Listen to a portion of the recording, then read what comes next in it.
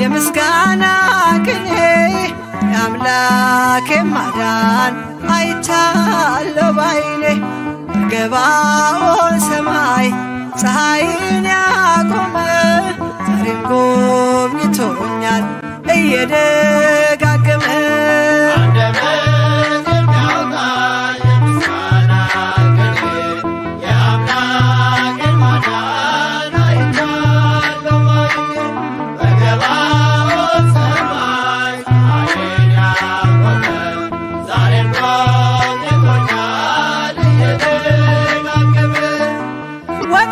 ተሰበረ እኔማ አመለጥኩኝ ከኃጢአት ፍላጻ ከሞት አተረፈኝ የአናብስቱን አፍ በኃይሉ የዘጋ የዳንኤል አምላክ ይኖራል ከእኛ ጋር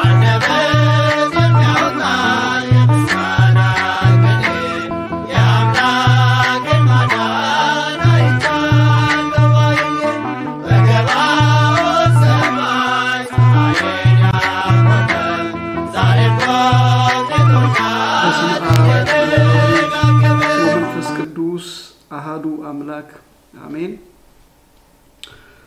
የክርስቶስ ተንሥአ እሙታን በዐቢይ ኃይል ወሥልጣን አሰሮ ለሰይጣን አግዓዞ ለአዳም ሰላም እምይእዜሰ ኮነ ፍስሐ ወሰላም።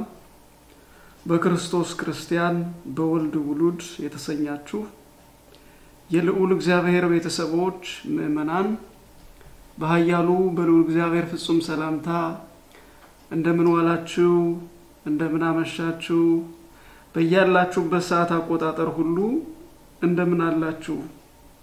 ሕያው እግዚአብሔር ስሙ ዛሬም ዘወትርም ለዘላለሙ የተመሰገነ ይሁን። የእናታችን የቅድስተ ቅዱሳን የድንግል ማርያም የጻድቃን መላእክት ቅዱሳን ሁሉ በረከታቸው ከሁላችን ጋር ይሁን። እግዚአብሔር ቢፈቅድ ዛሬ በዚህ ሰዓት እግዚአብሔር መንፈስ ቅዱስ እኔ ለጆሮአችሁ እሱ ለህሊናችሁ እንዲነግር ያሰብኩትና ያነሳሁት ነጥብ ዛሬ ወቅቱም ያው ነውና ትንሣኤ በሚል መሪ ቃል ይሆናል ዛሬ የዛሬውን ሐሳብ እንድንወያይ ወደ እናንተ ይህንን ቃል ያመጣሁት። የመወያያ ነጥባችን ትንሣኤ የሚል ይሆናል። ትንሣኤ ማለት ምን ማለት ነው የሚለውንና የትንሣኤውን ጥቅም ውጤቶች ቀጥለን ዘርዝረን የምናይ ነው የሚሆነው። መጀመሪያ ትንሣኤ ማለት በሁለት እይታዎች ነው ያየሁት መጽሐፍት እንደሚያስረዱ። አንደኛው ተንሳ ከሚለው ግስ የተገኘ ሲሆን መነሳት አነሳስ ማለት የሚል ትርጉምን የያዘ ሲሆን ሁለተኛው ደግሞ ትንሣኤ ማለት ከሞት በኋላ ነፍስና ስጋ ውህደት አድርገው የሚያገኙት ክብር ማለት ነው። ትንሣኤ ማለት ብዙ ጊዜ ሰዎች ከክርስቶስ ዘመን በፊትም ከክርስቶስ ዘመን በኋላም ስለ ትንሣኤ የሚጠራጠሩ ስለነበሩ ሰው ከሞተ በኋላ ሁሉ ነገር ያቆማል ብለው የሚያስቡ ስለነበሩ ይህንን ሐሳብ የሚያስቆም ከሞት በኋላ ሕይወት እንዳለ ትንሣኤ ያሳያል። ትንሣኤ የሚለውን ሐሳብ ከማየታችን በፊት እንግዲህ ትንሣኤ መነሳት ከሆነ ወዳቂው ማን ነው የሚለውን ደግሞ በደንብ አድርገን ማየት አለብን። ወዳቂው የመጀመሪያው ሰው ነው። የመጀመሪያው ሰው አዳም ከተሰጠው ትእዛዝ በመተላለፍ የተሰጠውን ትእዛዝ በመተው ለሞት ተጋልጧል። የተሰጠው ትእዛዝ ምንድነው ብለን ስንመለከት ወደ ሞት የሚወስደውን ጎዳና ህይወት የማያገኝበትን መንገድ እንዳይነካ መከልከል ነበር። ኦሪት ዘፍጥረት ምዕራፍ 2 ከቁጥር 17 ላይ እንመለከታለን። የመጀመሪያው በዓለም ላይ የሰው ልጅ ሞት፣ የሰው ልጅ ህይወት ወደ ሞት፣ የሰው ልጅ ክብር ወደ ውርደት የተጀመረበት ነጥብ ነው። ይሄ ነጥብ እንዲህ ብሎ እግዚአብሔር አዞ ነበር። ትበላ ዘንድ ነገር ግን መልካሙንና ክፉውን ከሚያስታውቀው ዛፍ አትብላ፣ ከእርሱም በበላ ቀን ሞትን ትሞታለህና ብሎ እግዚአብሔር አዞ ነበር። ስለዚህ እግዚአብሔር ይህን እንዳዘዘ ወዲያውኑ ደግሞ ሰይጣን ሄዶ አዳምና ሔዋንን ምን አላቸው? በኦሪት ዘፍጥረት ምዕራፍ 3 ቁጥር 4 ላይ ይህንን የሕይወት ዛፍ ብትበሉ ሞትን አትሞቱም አለና ሰይጣን በእባብ ላይ አድሮ ዲያብሎስ በእባብ ላይ ተሰውሮ ፈጣሪ ለነሱ የሚመቸውንና የሚመጥነውን ቦታ ሰጥቷቸው የሚያስፈልገውን ቦታ አስቀምጦላቸው ፍጥረታትን በሙሉ አዳም እንዲገዛ፣ እንዲነዳ፣ እንዲታዘዙለት ከብሮ ተከብሮ እንዲኖር እግዚአብሔር ሰጥቶት እያለ ይሄ ያስቀናው ሰይጣን ሄዶ የፈጣሪውን ቃል በሱ ቃል ቀየረበት። እሱኮ ሞትን ትሞታላችሁ ያላችሁ መንግስት እንዳትሆኑበት እንዳትነግሱበት ነው ይሄንን ያለ እንጂ ሞትን አትሞቱም ብሎ ሰይጣን ሄዶ በሔዋን በኩል ይሄንን ምክር አቀረበ። ወዲያውኑ ሔዋን ይሄንን ምክር እውነት ነው ብላ ተቀበለችው፣ ባልዋንም ማሳመነችው። የፈጣሪ ቃል በፍጡር በተለወጠ ጊዜ ሞት ይዞ መጣ። የፈጣሪ ቃል በፍጡር ሐሳብ በተለወጠ ጊዜ ሞት ይዞ መጣ። ፈጣሪ ለሰው ልጅ ህይወት ነው። እግዚአብሔር ለሰው ልጅ ክብር ነው። እግዚአብሔር ለሰው ልጅ ጸጋ ነው። እግዚአብሔር ለሰው ልጅ ለሰው የሚያስፈልገውን አስቀድሞ ከመፈጠራችን በፊት ሁሉን ያዘጋጀ ነው። ሰው እንኳን ልጅ ሲወልድ የዚህ ዘመን የጥበበኛ አስተሳሰብ ልንለው እንችላለን፣ የሞኝነት ማስተሳሰብ ልንለው እንችላለን። ግን አንድ ሰው ትዳር ሲይዝ ትዳር ለመመስረት ትዳር ከመሰረተ በኋላም ልጅ ለመውለድ የራሱ ዓላማ አለው። ወልጄ የማመጣቸው ልጆች ምን አበላቸዋለሁ ብሎ ተጨንቆ የሚያበላቸውን፣ የሚያጠጣቸውን፣ የሚያለብሳቸውን ሁሉን ነገር አመቻችቶ ነው ከዛ በኋላ ለመውለድ የሚያስበው። እግዚአብሔር ደግሞ ለአዳምና ለሔዋን ለሰው ልጆች ከዚህ በላይ አዋቂ ነው። ለኛ የሚያስፈልገንን ሳንጠይቀው አውቆ የሚሰጠን አምላክ ተብሎ በኪዳኑ ላይ ተጽፏል። ዘእንበለ ንስአሎ ይሁ ፍትወተነ ዘንፈቃዱ ይሰማን ለንበለ ኑፋቄ። ሳንጠራጠር ብንለምነው ሳንጠራጠር ብንጠይቀው ለኛ የሚያስፈልገንን አውቆ የሚሰጠን አምላክ ነው ተብሎ በኪዳን ላይ ተጽፏል። እውነት ነው። እግዚአብሔር የሚያስፈልገው ለሰው ልጅ የሚሰጥ አምላክ ነው። ሰው ግን የእግዚአብሔርን ጸጋ መጠበቅ ያቅተዋል፣ በራሱ መንገድ ይሄዳል። ስለዚህ አዳምና ሔዋን የፈጣሪያቸውን ቃል ስተው በፍጡር ቃል በቀየሩ ጊዜ ሞት በሕይወታቸው ላይ ወረደ። ከዛን ደቂቃ ጀምሮ የነበራቸው ጸጋ ተገፈፈ። በገነት የነበራቸው መፈራት፣ በገነት የነበራቸው ክብር ተገፈፈ። ውድ እግዚአብሔር ልጆች ዛሬም የሰው ልጅ እግዚአብሔር የሚያዘውን ሐሳብ ጥሶ በራሱ ፍልስፍና ሲሄድ የፍጡር ድምጽ ሲሰማ፣ የፈላስፋ ድምጽ ሲሰማ፣ የሳይንቲስቶችን ድምጽ ሲሰማ እጅግ የሞት እንደሚያጋጥመው እያየን ነው። አሁን የእግዚአብሔርን ድምጽ የሰሙ ሰዎች ግን በሕይወት ይኖራሉ፣ ሌላውንም ሕይወት ያጎናጽፋሉ። ስለዚህ የሰውን ድምጽ ሰምተው የፍጡርን ድምጽ ሰምተው እግዚአብሔር እንዲህ ያደረገ እኛ እንዳንከብር ነው ብለው እግዚአብሔርን ተጠራጥረው አዳምና ሔዋን የፈጣሪያቸውን ድምጽ በፍጡር በቀየሩ ጊዜ መከራ ወረደባቸው። እዚች ላይ አንድ ነገር ልበል። ዛሬም በዓለማችን የተዋህዶ ልጆች ኦርቶዶክሳውያን ሌሎችም እህት ወንድሞቻችን ይሄ ድምጽ የሚሰማችሁ ግዴላችሁም እግዚአብሔር የተናገረውን ቃል እንጠብቅ እግዚአብሔር ለእያንዳንዳችን የሚያስፈልገንን ገና ከማህፀን ሳንወጣ ነው ሁሉን አዘጋጅቶ እኛን ወደዚህ ዓለም ያመጣን ድንገት አልመጣንም ስለዚህ አትጨነቁ ከእግዚአብሔር ቃል ሐሳቦች አትውጡ ጭንቀትና ምቀኝነት የሚያመጣው ችግር ብዙ ነው አስመሳይነት የሚያመጣው ችግር ብዙ ነው አዳምና ሔዋንን ሰይጣን ሞት ያመጣባቸው ተመቀኝቶ ነው እንጂ እነሱን ወዷቸው አይደለም ለነሱ ብሎ አይደለም ዛሬም ቢሆን ምቀኝነት ብልጽግና ምድራዊ ጌጥ የሚያጓጓቸው ሰዎች የሰዎች ልጆች ያሳቱ የነሱን ድምጽ ሰሚ ያደረጓቸው ነው ያሉት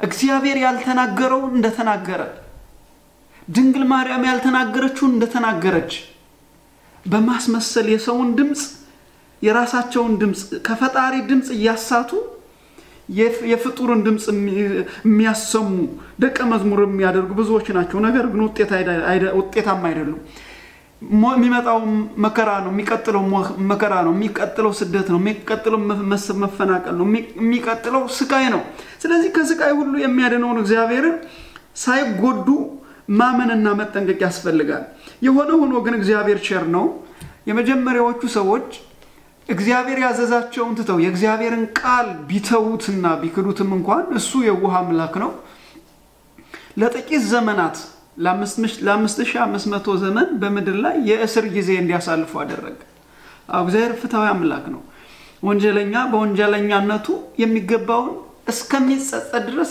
ይቀጣ ዘንድ ግድ ነው ትንሽ ጊዜ እግዚአብሔር 5500 ዘመን ቃል ገብቶ ለዛው ጠላቶቹ ሳሉ እሱ በታላቅ ፍቅሩ ወዶ እነሱን ሊያድን ቃል ገባ ይሄ ቃል እጅግ የሚያስገርም ነው በእውነት እኛ ዛሬ የተጣላነውን ሰው ይቅር ማለት ያቃተንን ሰው በህይወታችን በኑሯችን የሚጋፋንን ጥላቻ በእጅጉ ልንጽናናበትና ልንማርበት ያስፈልጋል ገሌ ከተጣላኝ ገሌ ከኔ ከራቀ ገሌ ይናርገለቲን ካደረገኝ አይኑን አለዩ አይባልም እግዚአብሔር አዳምና ሔዋንን ንግስና ነው ሊገለብጡ ያሴሩበት ከሰይጣን ጋር ግን አይናችሁን ሊያችሁ አላለም ከታላቅ ፍቅሩ የተነሳ አንድያ ልጁን ኢየሱስ ክርስቶስን ወደዚህ ምድር ላከው ልጁ ደግሞ ሲመጣ ለተጣለው ሰው ለተቸገረው ሰው ትንሳኤ ነበረ ህይወት ነበረ ክብር ነበረ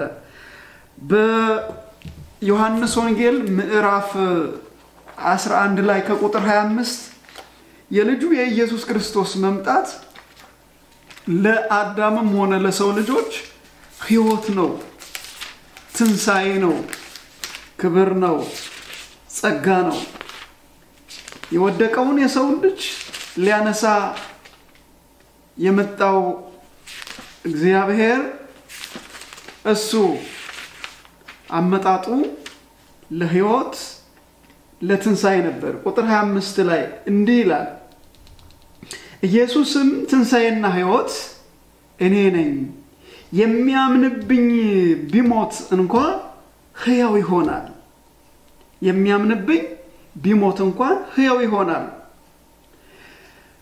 በጣም የሚያስገርም ቃል ነው ብዙ ጊዜ በዚህ ምድር ላይ ያለውን ነገር ብቻ እያየን በልተን እንሙት አጊጠን እንሙት አይነት ነገር አለ ያ ምድራዊ አስተሳሰብ ነው ይሄ ቃል ግን የሚያስረዳን የትንሳኤው ዓላማ ግን የሚያስረዳን ከሞት በኋላ ህይወት እንዳለ ነው ከሞት በኋላ ህይወት አለ ከሞት በኋላ ጸጋ አለ በዚህ ምድር ላይ ከመጎሳቆል በኋላ በዚህ ምድር ላይ ከመራብ በኋላ ዛሬ የሚራቡ ያኔ አይራቡም ዛሬ የሚጠሙ ያኔ አይጠሙም ዛሬ የሚሰደዱ ያኔ አይሰደዱም በትንሳኤው ጌታ በኢየሱስ ክርስቶስ ካመኑ ማለት ነው ስለዚህ አንድያ ልጁ መጣ ህይወትና ጸጋ ሊሆነን ለምን በምድር ላይ በሰው ልጆች ሁሉ ህይወት ጽድቅ ጎሎ ነበርና አንድም ጻድቅ አልነበረም በምድር ላይ ጻድቅ ካልነበረ ደግሞ ምድር ወይም ደግሞ የሰው ልጆች ህይወት በረከትን ያጣሉ የጻድቃን መኖር ለሰው ልጅ መሰላል ነው መሰላል ከላይ ወደ ታች ከታች ወደ ላይ እንዲወጡበት ሁሉ የቅዱሳን መኖርም ከላይ ያለውን ክብር ወደ ሰው ልጆች አምጥተው ለሰው ልጆች ይመክሩበታል። ከምድር ላይ ያለውን የሰው ልጆች ስተት ደግሞ ወደ ፈጣሪያቸው አቅርበው ወደ ፈጣሪያቸው ይዘው ቀርበው ይቅርታና በረከትን ለሰው ልጆች ያሰጣሉ። ስለዚህ የጻድቅ መኖር እጅግ አስፈላጊ ነገር ነው። በምድር ላይ ጻድቅ ከሌለ ሕይወት የለም። ሮሜ ምዕራፍ 3 ቁጥር 11 ላይ እንዲህ ተጽፎ ነበር፣ ጻድቅ የለም አንድስ እንኳን አስተዋይ የለም፣ እግዚአብሔርንም የሚፈልግ የለም። ለምን? ሁሉም ተሳስተዋል፣ በአንድነት የማይጠቅሙ ሆነዋል ይላል። በጣም አሳዛኝ ዘመን ነው፣ ክፉ ዘመን ነው። እግዚአብሔርን የሚፈልግ የለም፣ ጻድቅ የለም፣ ሁሉም በአንድነት ተሳስተዋል። የቅዱስ ጳውሎስን ዘመንና ለሮሜ ክርስቲያን የጻፈበትን ዘመንና ይህንን አሁን ያለንበትን ዘመን ሳነጻጽረው ተመሳሳይ ነው። አንድስ እንኳን የለም። በጣም የሚያሳዝን ነው። እቺ ኦርቶዶክስ ተዋሕዶ የኢትዮጵያ ኦርቶዶክስ ተዋሕዶ ቤተክርስቲያን ነች አሁን በዓለም ላይ ያለውን ሁሉ ክፉ ነገር እየመከተች ያለችው። አሁን በመኖርበት ሀገር በሰለጠኑ ሀገሮች ውስጥ እግዚአብሔር የትንሣኤው ጌታ ምስክር ለሰው ልጆች ክብር ጸጋ የሰጠው ጌታ ክብር ነው ጸጋ ነው ብሎ የሚመሰክርለት አጥቶ በፓርላማ ውስጥ የሚቀመጡ ሰዎች ሁሉ አፍረውበት ትንሣኤን ያጎናጸፈው ጌታ ሰዎች የትንሣኤውን ጌታ መንገሩን አስተው እንደ ሔዋንን እንዳሳታት እባብ መንገሩን አስተው የፍጥረትን ክብርና ጸጋ አስተው ሲጥሉት የለም ይሄማ ትክክል አይደለም የሚል በፓርላማ ውስጥ በፍጹም አናይም። በትልልቅ ሀገሮች ፓርላማ ውስጥ የትንሣኤውን አምላክ ጸጋ የእርሱን ትእዛዝ የሚስት ትውልድ ነው አሁን ያየን ያለ ነው። ይህንን ያመጣሁት እዚህ ቃል ላይ ጻድቅ እንኳን የለም አስተዋይም የለም የሚለው ነው። በእውነት ጻድቅ ቢኖርማ ኑሮ ወንድና ወንድ ትዳር መስርቶ እንዲኖር በፓርላማ ጽድቅ ወይ በፓርላማ ፈቃድ ይሰጥ ነበር። በእውነት ጻድቅማ ቢኖር ኑሮ አስተዋይማ ቢኖር ኑሮ እግዚአብሔር ያልፈቀደውና ያልወደደውን እንዲያደርጉ ሰዎች ሲነሱ እግዚአብሔር ለማይወደው ነገር በማይወደው ነገር ሰዎች ራሳቸውን ሲጎዱ ምስክርነት የሚሰጥ ይገኛል ነበርምን? ስለዚህ በዛ በጳውሎስ ዘመን ለሮሜ ክርስቲያኖች ጻድቅ የለም ብሎ እንደጻፈው በዚህም ዘመን በትልልቅ ሀገሮች እግዚአብሔር ምሕረቱን ጸጋውን በሰጣቸው አእምሯቸውን ባርኮ እንዲበለጽጉ ባደረጋቸው ሀገሮች ላይ ምንም አይነት እግዚአብሔርን ማስተዋል እግዚአብሔርን መፍራት የለም። ደግሞም ይሄ ከሆነ እግዚአብሔር ደግሞ አሳልፎ ይሰጣል ይላል በዚህ በሮሜ መልእክት ምዕራፍ 1 ቁጥር 26 ላይ። ስለዚህ እግዚአብሔር ለሚያስነውር ምኞት አሳልፎ ሰጣቸው ይላል። ለምን? እርሱን አላወቁትምና እግዚአብሔርን ስላላወቁት ለሚያሳፍር ምኞት ከትንሣኤው ክብር ያርቃልና ውድ እግዚአብሔር ልጆች ትንሣኤ ለክርስቲያኖች ክብር ነው፣ ለሰው ልጆች ሁሉ ክብር ነው። ትንሣኤ ለሰው ልጆች ሁሉ ጸጋ ነው። ስለዚህ ይሄ ለሰው ልጆች ሁሉ ጸጋ የሰው ልጆችን ክብር ሁሉ ያሳጣውን የሰይጣንን መንግስት እግዚአብሔር ለማስወገድ ከሰው ልጆች ህይወት ላይ ለማስወገድ የሰው አቅም ስላልፈቀደ አንድያ ልጁ ኢየሱስ ክርስቶስ መጥቶ በመስቀል ላይ ተሰቅሎ ወደ መቃብር ወርዶ ሞትን በሞቱ ገሎ ሰው ሞትን ሲይዝ እንጂ ሞትን ሲገል በታሪክ ተመዝግቦ አያውቅ። የኛ አምላክ ኢየሱስ ክርስቶስ ግን በመቃብር ውስጥ የሚይዘውን ሞት ገደለ።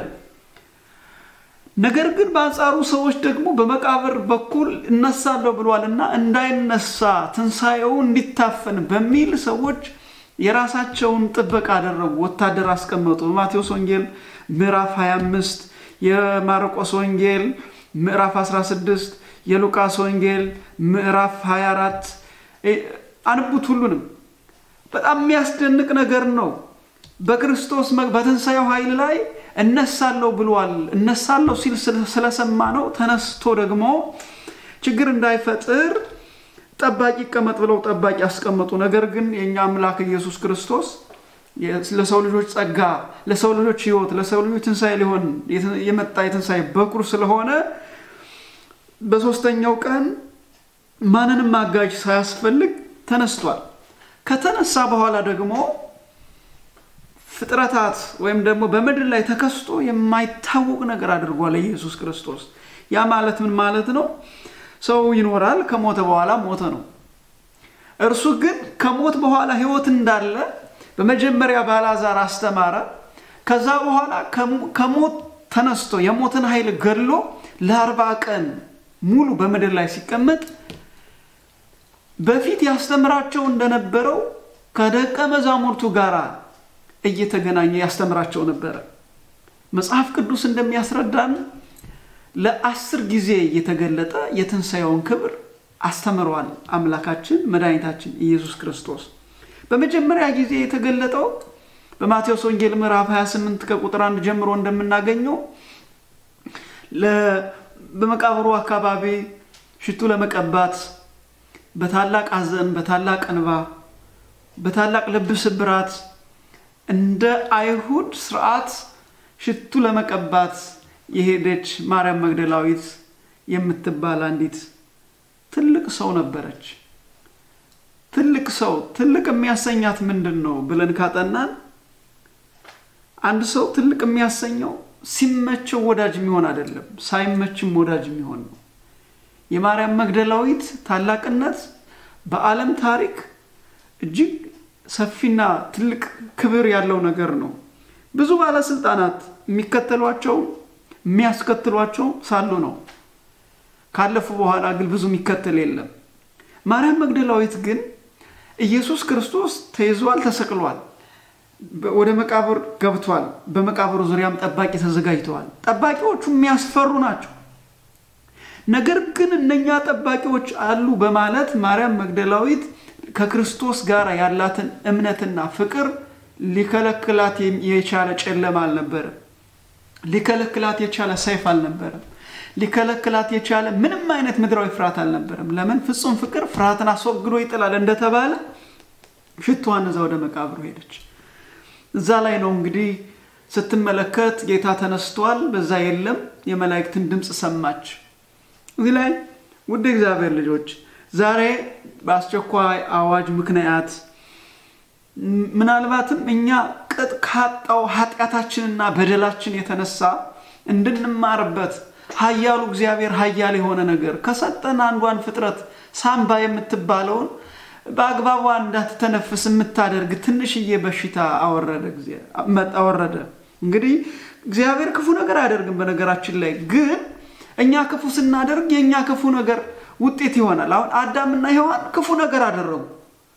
ክፉ ነገር ሲያደርጉ ምንድነው የመጣባቸው? 5500 ዘመን የመከራ ጊዜ ነው የመጣባቸው።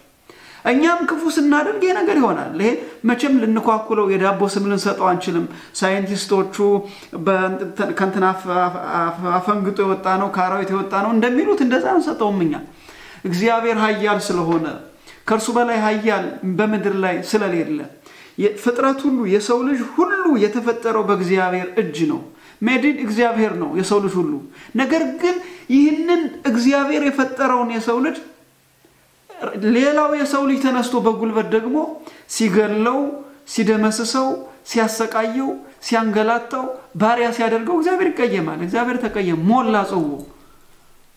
ስለዚህ ኃያል ማንንም በእግዚአብሔር ፊት ኃያል እንደሌለ ይህንን ባሳየበት ወቅት ሁላችንም በየቤታችሁ እንድትጸልዩ እኛ ቤተክርስቲያን እንድንጸልይ ታዘናል።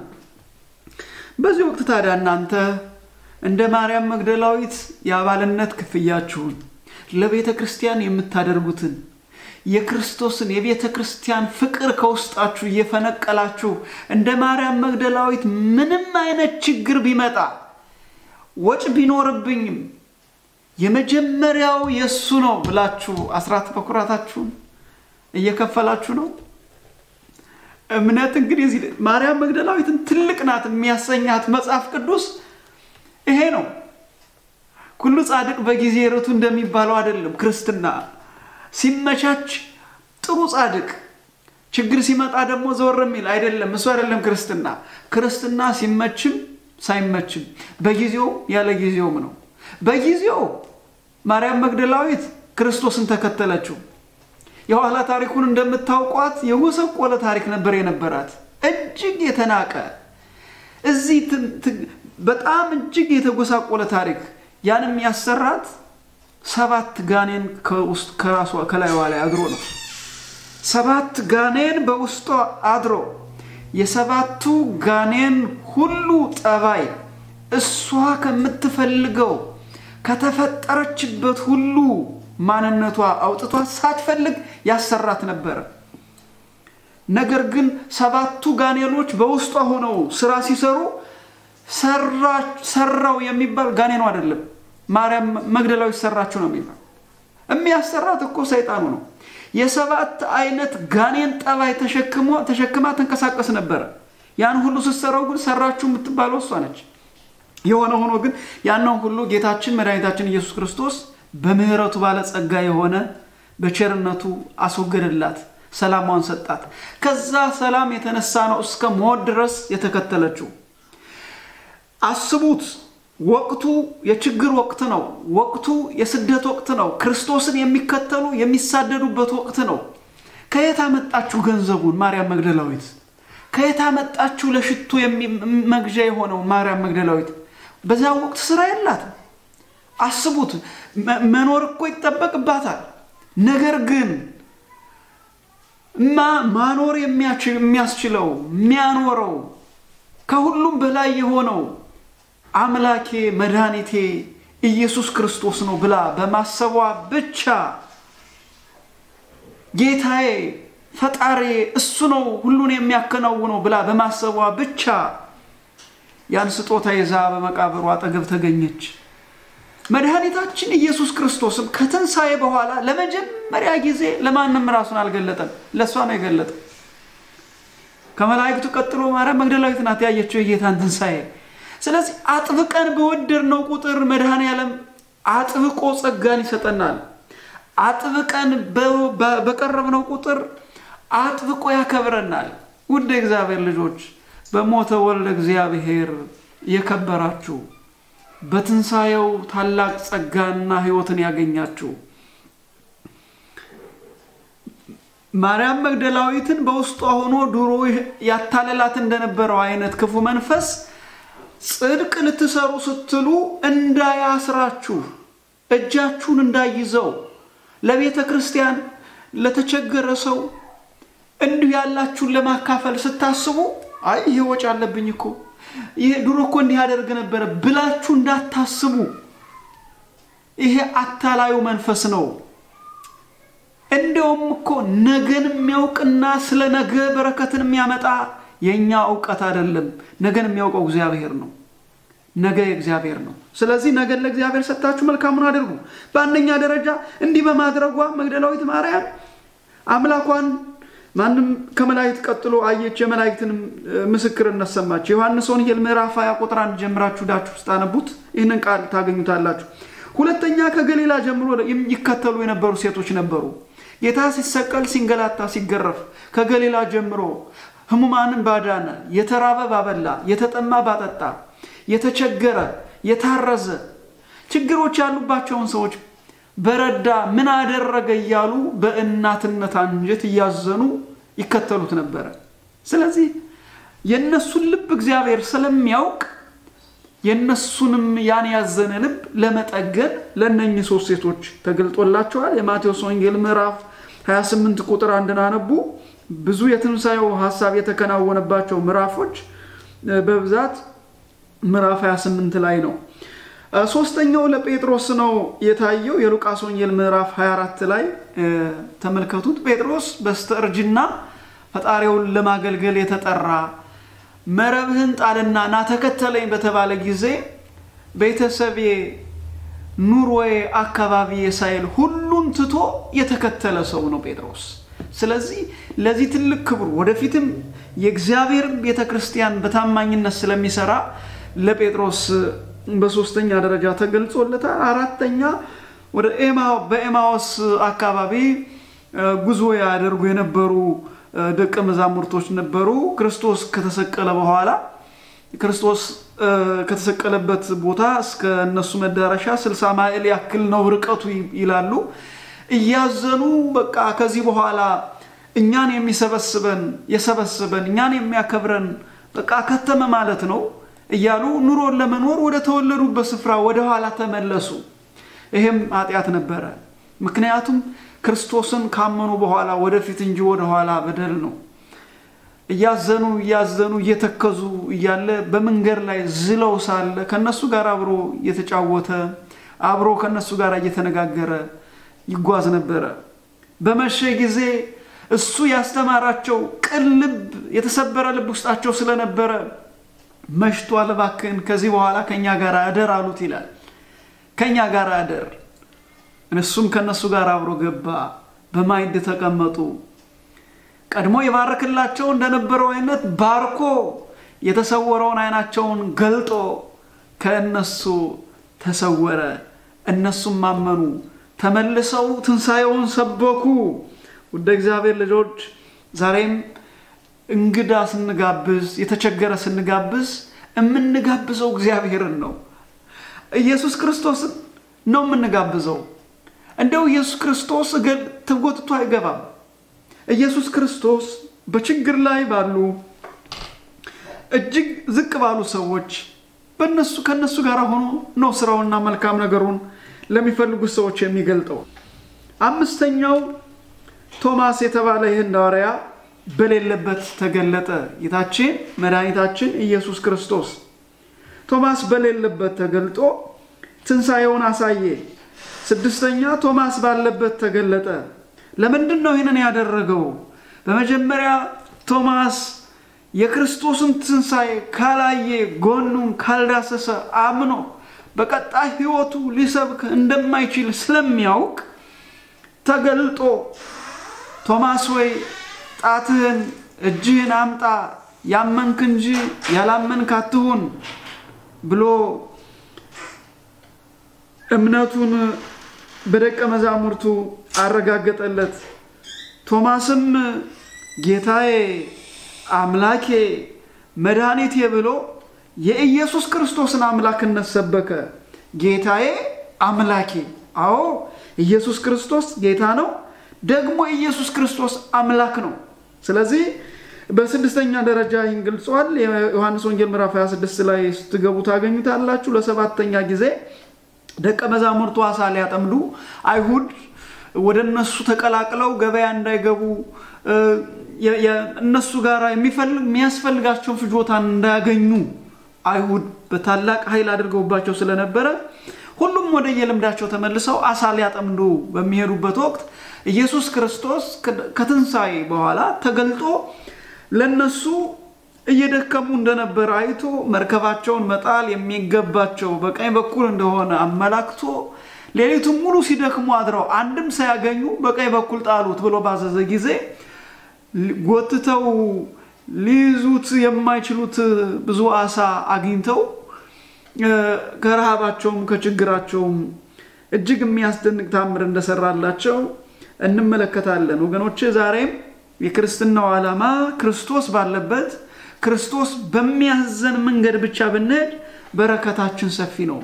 ክርስቶስ ባላዘዘን መንገድ ላይ ብንሄድ ግን ድካማችን ከንቱ ነው የሚሆነው። ሌሊቱን ሙሉ ሲደክሙ አደሩ አንድም አላገኙም ነው የሚለው። ቦታው ላይ ሄዳችሁ አንቡት። ሌላው የኔና የናንተ አምላክ በስምንተኛ ደረጃ በርከት ላሉ ሰዎች ነው የተገለጸው። እነኚህም 500 ሰዎች ናቸው። አንደኛ ቆሮንቶስ ምዕራፍ 15 ቁጥር 6 ላይ ሄዳችሁ አንቡት። ለሐዋርያቱም ዮሐንስ ወንጌል ምዕራፍ 21 ላይ ነው የተገለጠው። ዘጠነኛ ለያዕቆብ ተገልጧል። አንደኛ ቆሮንቶስ ምዕራፍ 15 ቁጥር 7 ላይ። አስረኛ ለሁሉም ተከታዮቹ በመጨረሻው ሰዓት 40 ቀን ሲያስተምር ቆይቶ በመድር ላይ ትንሳኤና ህይወት እርሱ መሆኑን አረጋግጦ ቀጥሎ ላለው ህይወታቸው መከራ ቢመጣ ረሃብ ቢመጣ ስደት ቢመጣ ቸነፈር ቢመጣ ርዛት ቢመጣ ከክርስቶስ ጋር አብረው መሆን እንዳለባቸው አስተምሮ በቅዱሳን እጆቹ ባርኮ ያረገበት ነው የመጨረሻው። ይህንንም የምናገኘው በሉቃስ ወንጌል ምዕራፍ 24 ቁጥር 44 እስከ 53 ያለው ነው። እንግዲህ ትንሣኤን ስንመለከት ይህንን ነው የምናየው። በትንሣኤ ውስጥ ይህንን ኃይል እናያለን። የኔና የናንተ አምላክ ኃይል ለጎደለው ኃይልን ይሰጣል፣ ክብር ለጎደለው ክብርን ይሰጣል፣ ጸጋን ለጎደለው ጸጋን ይሰጣል። እንዴት ነው የሚሰጠው? ስንለምነው ብቻ፣ ስንጠይቀው ብቻ፣ ከልብ ስንቀርበው ብቻ። ለምን? እርሱ ኃያል ስለሆነ ኃያልነቱን በኃይል አይገልጽም። እሱ ፍቅር ነውና፣ እሱ ቸር ነውና። በዮሐንስ ወንጌል ምዕራፍ 3 ቁጥር 16 ላይ እንደውም የፍቅሩ መጠን በዛ ላይ ተገልጧል። ጠላቶቹ ሳለን እኛን በትንሣኤው ኃይል ሊያስነሳን ጸጋን ክብር ሊሰጠን እንዲሁ ዓለም እንዲወዶታልና ነው የተባለው። ውድ እግዚአብሔር ልጆች እስካሁንም ምድርን እያኖራት ያለ እግዚአብሔር ፍቅር ነው፣ የሰው ልጅ ሥራ አይደለም። የሰው ልጅ ሥራ እጅግ እጅግ እጅግ ከእግዚአብሔር ቁጥጥር ውጭ ሆኗል። ምክንያቱም እግዚአብሔር የፈጠረውን ፍጥረት ያለ ጊዜው መቅሰፍ፣ ያለ ጊዜው መግደል፣ ባሪያ ማድረግ፣ ማሰቃየት፣ መግፋት እነኚህ ሁሉ እግዚአብሔርን የሚያሳዝኑት ነጥቦች ናቸው። በማቴዎስ ወንጌል ምዕራፍ 25 ቁጥር 33 ጀምራችሁ ዳችሁ ስታነቡት እግዚአብሔር እጅግ የሚያዝንባቸው ነገሮች ስድስቱ ቃላተ ወንጌል ተብለው የሚጠቀሱት ነጥቦች እግዚአብሔር በሰዎች ሕይወት ላይ ሰዎች የፈጸሙትን ግፍ እያነሳ ነው። በመጨረሻው ሰዓት ሁሉም ዓለም ተጠቅሎ በፊቱ ሲቀርብ የሚጠይቀው ጥያቄ ትንሽ ነው ተብሎ የተገፋውን ሰው እግዚአብሔር እንዲገፋ አይፈልግም። ምክንያቱም ምድርን የሰጠ እግዚአብሔር ሰው ምድርን አላመጣም። ድንገት ባለስልጣን ሲሆን ይሄ እዚህ አካባቢ ጀምሮ እስከዛ ድረስ የኔ ነው ሊል አይገባውም። ሁሉ የእግዚአብሔር፣ አየሩ የእግዚአብሔር ነው፣ ምድር የእግዚአብሔር ነው። ለእግዚአብሔር ምድር በመላ ዓለምን ይወክሎሙ ለነበሩ ውስጤታ ምድርና ምድላው የእግዚአብሔር ናት፣ በውስጡ ያሉትም ሁሉ የእግዚአብሔር ናቸው ነው የተባለው። ስለዚህ ባካችሁ ባለስልጣናት ወደ ልቡናችሁ ተመለሱ፣ ወደ ራሳችሁ ኑ፣ ቆም ብላችሁ አስቡ። ሁሉም ነገር ያልፋል፣ ሁሉም ነገር ይለወጣል። የማይለወጥ ነገር በምድር ላይ የለም። ሁሉም ነገር ተለውጦ ነገሮች ሁሉ የነበሩት እንዳልነበሩ ይሆናሉ። ይህንን ደግሞ መርሳት አያስፈልግም። በብሉይ ኪዳን አንድ ጥቅስ ልጨምር። ስለ ትንሣኤ በብሉይ ኪዳን የሚነገር ስለነበረ ያልተፈጸመ ትንቢታዊ ጥቅስ ነው። ትንቢተ ኢሳይያስ ምዕራፍ 26 ቁጥር 19 ላይ እንዲህ ብሎ ይናገራል። ጌታችን መድኃኒታችን ኢየሱስ ክርስቶስ ስለ ሙታን ትንሣኤ፣ ስለ ሙታን ክብር፣ ከሞት በኋላ ሕይወት እንዳለ እንዲህ ይላል። ሙታንህ ሕያዋን ይሆናሉ፣ ሬሳዎችም ይነሳሉ። በምድር የምትኖሩ ሆይ ጠልህ የብርሃን ጠል ነውና ምድርም ሙታንን ታወጣለችና ንቁ ዘምሩ። ምድርም ምን ታወጣለች? ሙታንን ታወጣለች። ስለዚህ የትንሣኤው በኩር ሞትን በሞቱ ገድሎ ከሄደ በኋላ ማንም ሰው ድጋሜ በሞት እንዳይያዝ እርሱ ሁሉን አመቻችቶ ይህን ያላደረኩት ከአቅሜ በላይ ስለሆነ ነው እንዳይል የሰይጣንን አቅም አሳጥቶ እርሱ የምንችለውን አዟል። ስለዚህ ከዚህ በኋላ ብትወዱኝ ትእዛዜን ጠብቁ ተብሎ በዮሐንስ ወንጌል ምዕራፍ 15 ላይ እንደተጻፈው የእግዚአብሔርን ትእዛዝ እየጠበቁ መኖር፣ ትንሣኤው እንደሚከናወን እየጠበቁ ነቅቶ መኖር ነው እንጂ ምንም አይነት እግዚአብሔር በሰው ልጆች ሕይወት ያላደረገው ነገር እንዳለ በማሰብ ያላደረገው ነገር እንዳለ በማየት መቅበዝበዝ አያስፈልግም። ብዙ ኦርቶዶክሳውያን ተቅበዝባችሁ ነው። ለምን ትቅበዘበዛላችሁ? ለምንድን ነው የምትቅበዘበዙ? እግዚአብሔር ለእናንተ ቅርብ እኮ ነው። እግዚአብሔር ከእናንተ ጋር እኮ ነው። እግዚአብሔር ከእያንዳንዳችሁ ጋር እኮ ነው። እንዴ ዝም ብሎ የሃይማኖ ችግር ያለበት ሁሉ እየተነሳ እናንተን እንደፈለገ ሲነዳችሁ ትነዳላችሁ እንዴ? እግዚአብሔር ምንድነው አእምሮአችሁን የሰጣችሁ? መርምሩት እንጂ። ይሄ 80 መጽሐፍ ቅዱስ የተጻፈው ለኛ የክርስትና ሕይወታችን ማኑዋል ነው፣ መመሪያ ነው። ከዚህ ውጪ የወጣ ቃል እንዴት ሰው ያታልልሃል? እግዚአብሔር የሌለበትን የጭካኔ ባህር እየሳሉ ድንግል ማርያም የሌለባትን የጭካኔ ባህሪ እየሳሉ የሚነግርሽን እየተታለላችሁ አትስነፉ። እዚህ ላይ ንቁ ነው የተባለው። ንቁ ከዛስ ዘምሩ። መዘመር ያስፈልጋል። ከዘፈኑ ውጡ። ነቅቶ መዘመር ያስፈልጋል። ለምን? የሙታን ትንሣኤ ወደድንም ጠላንም የሙታን ትንሣኤ ይከናወናል። ወደድንም ጠላንም የሙታን ትንሣኤ ይደረጋል። ወደድንም ጠላንም የምንፈልገውን ብልጽግና የምንፈልገውን ጸጋ ላናገኝ እንችላለን። ሙታንና ትንሣኤ ሙታን ግን አይቀርም። ሌላ ጥቅስ በዳንኤል ትንቢት ምዕራፍ 12 ላይ እንደዚሁ ስለ ትንሣኤ ሙታን የተነገረ ልጨምር። ከምድር ጋር ሰው በሰው የሚቀር አይደለም እንዳትሳሳቱ። ምዕራፍ 12 ቁጥር 2 ላይ እንዲህ ይላል፣ በምድርም ትቢያ ውስጥ ካንቀላፉት ብዙዎች ይነቃሉ ይላል። በምድር ምን ትቢያ ውስጥ ከአዳም ጀምሮ የሞቱት በምድር ትቢያ ውስጥ ያሉት ሁሉ ይነቃሉ። መንቃት ማለት ምን ማለት ነው? መነሳት ማለት ነው። መለከት ሲነፋ የእግዚአብሔር መልአክ ቅዱስ ሚካኤል መለከትን ሲነፋ ያንቀላፉት ሁሉ ይነቃሉ። የመለኮቱ ድምጽም ቅዱስ እግዚአብሔር ቅዱስ ኃያል ቅዱስ ያው ዘይመውት የሚለውን ድምጽ ሲናገር በመጀመሪያው አፈር ትቤ የነበሩ ይሰበሰባሉ። ቀጥሎ ሲናገር ቀና ይላሉ። ቀጥሎ ሲናገር ሁሉም ያላቸውን ተስሎተ መልክ ይዘው ይነሳሉ። አውሬ የበላው ሁሉ ውሃ የወሰደው ሁሉ በትንሣኤ ማንም አይቀርም። ሁሉም በእግዚአብሔር ፊት ይቀርባል። ይህንን ነው ነብዩ የሚያሳየው ገና ክርስቶስ ሳይወለድ። በምድርም ትቢያ ውስጥ ካንቀላፉት ብዙዎች ይነቃሉ። እኩሌቶቹ ወደ ዘላለም ሕይወት እኩሌቶቹም ወደ ዘላለም እፍረትና ወደ ዘላለም ጉስቁልና ይሄዳሉ ይላል። ልብ በሉ። ይህንን ቃል በብሉይ ኪዳኑ ነብዩ ዳንኤል ከተናገረው አንፃር ተነስቼ በሐዲስ ኪዳን ጌታችን መድኃኒታችን ኢየሱስ ክርስቶስ እንደሚፈጽመው ወንጌላዊው ማቴዎስ የተናገረውን ቃል ላነብላችሁ ቅድም ጠቁሚያችኋለሁ።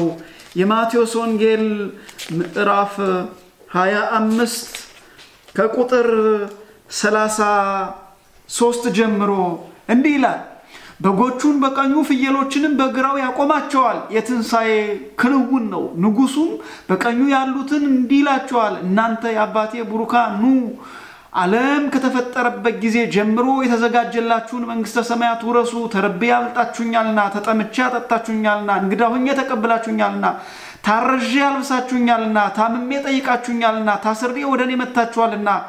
ጻድቃንም መልሰው ይህ ሁሉ ጌታ ሆይ ተርበህ አይተን መቼ አበላንህ መቼ አጠጣን ይሉታል። የጌታችን የኢየሱስ ክርስቶስ መልስም አለ፣ እውነት እላችኋለሁ ከነኚህ ከሁሉ ከሚያንሱ ወንድሞቼ ለአንዱ ያደረጋችሁት ሁሉ ለኔ እንዳደረጋችሁ ነው ይላል። ዛሬ ተርበው ጊዜ ከርቷቸው ሁኔታዎች ከርቷቸው ስራ አጥተው ነገሮች በሙሉ በተለያየ በጤና ምክንያት በትምህርት ምክንያት በአካባቢ ምክንያት በተፈጥሮ በሰው ሰራሽ በተፈጥሮ በልዩ ልዩ ችግር የሚጎሳቆሉ ወገኖቻችን ስንረዳ ከሁሉ ታናናሽ የሚላቸው እነሱን ነው ጌታችን መድኃኒታችን ኢየሱስ ክርስቶስ። ክርስቲያን ያለው ለሁሉ ነው። ክርስቲያን ያለው ለሁሉ ነው። ደግሞ ክርስቲያን ያለው ደግሞ የሁሉ የሆነው ነው። ልብ በሉ። ክርስቲያን እጅ ላይ ያለው የሁሉ ነው። ክርስቲያን ያለው ደግሞ ሁሉ ያለው ነው። ያ ማለት ክርስቲያን የእግዚአብሔር ነው። ክርስቲያን ያለው ደግሞ የእግዚአብሔር ለሆኑት ሁሉ ላልሆኑትም ሁሉ የሚሰጥ ነው። እግዚአብሔር ከላይ ይሰጣል፣ በረከት ተቀባይ ይቀበላል፣ ለሌላ ያስተላልፋል ማለት ነው ጠቅላላ ሲደረግ። ስለዚህ የትንሣኤ ክብር አለ። ቅድም ያየነው የክርስቶስን ትንሣኤ ነው። የመጨረሻውን ትንሣኤ ግን ሁሉንም የሰው ዘር የሚያጠቃልለውን ትንሣኤ አሁን በዚህ ወንጌል ላይ እንደምናየው ነው። ሌላውም ደግሞ በግራ ያሉትን ወደ በግራ ያሉትን ዙሮ ያቆማ ቁጥር 46 ላይ በግራ ያሉትን ደግሞ ይላቸዋል እናንተ ርጉማን ለሰይጣንና ለመላእክቱ ወደ ተዘጋጀ ወደ ዘላለም እሳት ከኔ ሂዱ ተርቤ አላበላችሁኝምና ተጠምቼ አላጠጣችሁኝምና እንግዳ ሆኜ አልተቀበላችሁኝምና ታርዤ አላለበሳችሁኝምና ታመሜ ታስሬ አልጠየቃችሁኝምና እነርሱም ደግሞ ይመልሱና ጌታ ሆይ መቼ ተርበህ ወይስ ተጠምተ ወይስ እንግዳ ሆነ ወይስ ታረዘ ወይስ ታመ ወይስ ታስረ መቼ አይተንን አላገለገልንም ይሉታል ያን ጊዜ እውነት እላችኋለሁ ከሁሉ ከሚያንሱት ከነኚህ ለአንዱ ስላደረጋችሁት ለኔ ደግሞ አላደረጋችሁም ብሎ ይመልስላችኋል ጠቅለል ሲደረግ ዛሬ የምናደርገው መልካም ነገር ከሁሉ ለሚያንሱት የምናደርገው መልካም ነገር ለሁሉ የሚከናወን ነው ይሄ የሁሉም ትንሳኤ ነው ምናልባትም የክርስቶስን ትንሳኤና የሰው ልጆችን ሁሉ የመጨረሻ ትንሳኤ አንድ ላይ አድርጌ ነው ያየሁት ለምን ወቅቱ ትንሳኤ ስለሆነ ለብቻ አድርጎ ማየት ይቻላል ያንቀላፉ መሬት ትቢያ ውስጥ ያሉት ሁሉ ይነሳሉ በማን በክርስቶስ የትንሳኤ በኩር ትንሳኤውን ባርኮታልና ስለዚህ የሚቀረውን ነገር የማይከናወነው ነገር ስንጨነቅ የማይቀረው እንዳያመልጠን እግዚአብሔር ይርዳል የማይቀረው ሞት ነው ሞት በፍጹም አይቀርም በሀብት ማደግ መበልጸግ የተለያዩ ነገሮች ግን ሊሆኑም ላይሆኑም ይችላል ስለዚህ ሊሆንም ላይሆንም ከሚችለው ላይ ራሳችንና ጊዜያችን እንዳናጠፋ በእግዚአብሔር ስም አሳስባችኋለሁ በአውስትራሊያ በተለያዩ በአረብ ኤሚሬት በኤዥያ በአሜሪካ በዚህ ሰዓት አጽናኛታችሁ በልዩ ሁኔታ በቤታችሁ ችግር ደርሶባችሁ ጊዜና ወቅት ያዘንካባልሷችሁ ያዘናችሁ ያላችሁ ካላችሁ እግዚአብሔር ከናንተ ጋራ ነው ከድንግል ማርያም በላይ የበለጠ ሐዘን በሰው ልጅ ህይወት ውስጥ ደርሶ ያውቅ አንድ ያልጇን ስታጣ በዙሪያ ያሉትም ሲያዝኑ ሲተቸገሩ ያንን ጊዜ አልፈውታል ያ ጊዜ አልፎ በትንሳኤ በደስታ ተለውጧል ዛሬም የናንተ ሐዘን በደስታ ይለወጣል በቤሮት አካባቢ በአረብ ሀገር እህቶቻችን ሰው ተቸገረ ሲባል በሌላችሁ የወጣትነት እድሜያችሁን ሳትሳሱለት ያላችሁን ያወጣችሁ ያገዛችሁ ስታካፍሉ የነበራችሁ ዛሬ በዚህ ችግር ምክንያት አቤት ዋሉ ተብላችሁ ለናንተም እንኳን መጠጊያ የሚሆን ፈተና የሚመስል ነገር በፊታችሁ ተደቅኖ ይሆናል ግን እግዚአብሔር ከናንተ ጋራ ነው አሁንም ከእግዚአብሔር ጋራ ሆኑ እግዚአብሔር ችግሮችን ይቀይራል በተለያዩ ሀገር ላይ ያላችሁ በመንግስት እርዳታ ስር አሜሪካ ካናዳ አውስትራሊያ መንግስት ጦም ያሳድርም ጦም ለሚያድሩት ምን እንችለውን ያደረግን ሁላችንም ከእግዚአብሔር የሚሰጠንን ትልቅ በረከት እንድንቀበል የትንሳኤው ክብርና ጸጋ ነፍስና ስጋ አንድ ላይ ሆነው በእግዚአብሔር መንግስት ውስጥ አብቦ መኖር ነውና ያንን ለማግኘት ደግሞ ማሰብ ያስፈልጋል ስንጠቀለለው ቤተክርስቲያንን አስቡ የተራቡ ሰዎችን አስቡ አገራችን ኢትዮጵያን አስቡ የምትኖርበትን ሀገር ሁሉ አስቡ እግዚአብሔር እንዲያስብልን እስካሁን ያሰበ እየተጠበቀ ለዚህ ያደረሰን አምላካችን እግዚአብሔር ከሁላችን ጋራ ይሁን የሚቀጥለውን በሚቀጥለው እናየዋለን ለዛሬው እዚህ ላይ ይበቃናል ወስብሐት ለእግዚአብሔር ወለወላዲቱ ድንግል ይቆየን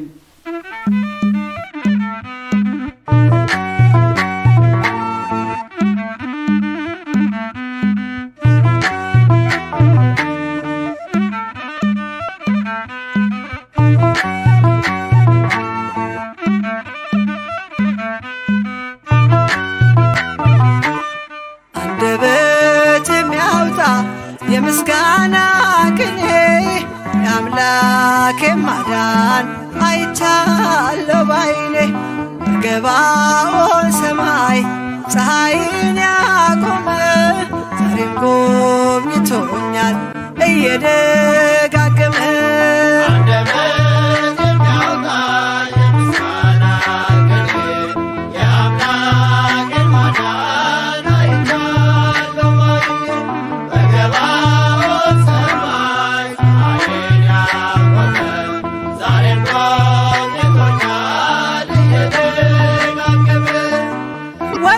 ተሰበረ እኔማ አመለጥኩኝ ከኃጢአት ፍላጻ ከሞት አተረፈኝ የአናብስቱን አፍ በኃይሉ የዘጋ የዳንኤል አምላክ ይኖራል ከእኛ ጋር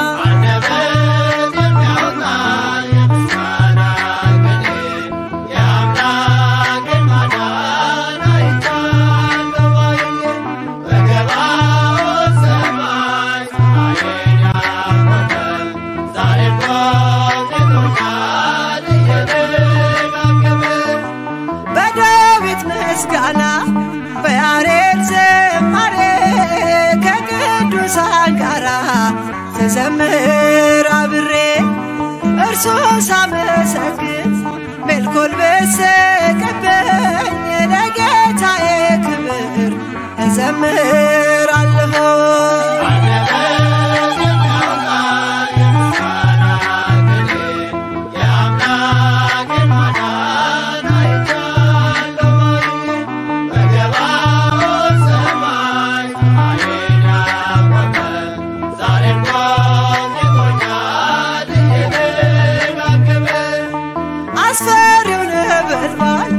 እሳቱ ቢነድም ለጣዖት እንሰግድ ነገሥታት ቢያውጁ ሁሉም ቢተወኝም ቢጠላኝም ዓለም ጽናት ይሆነኛል ጌታ መድኃኔዓለም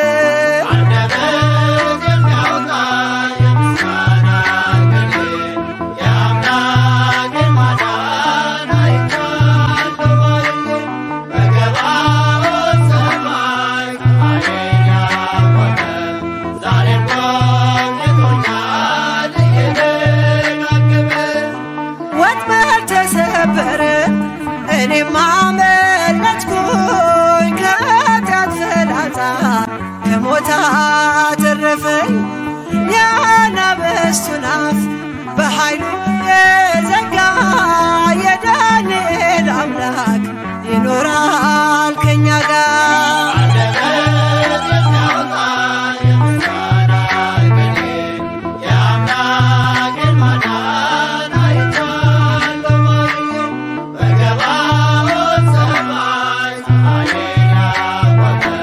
Zalim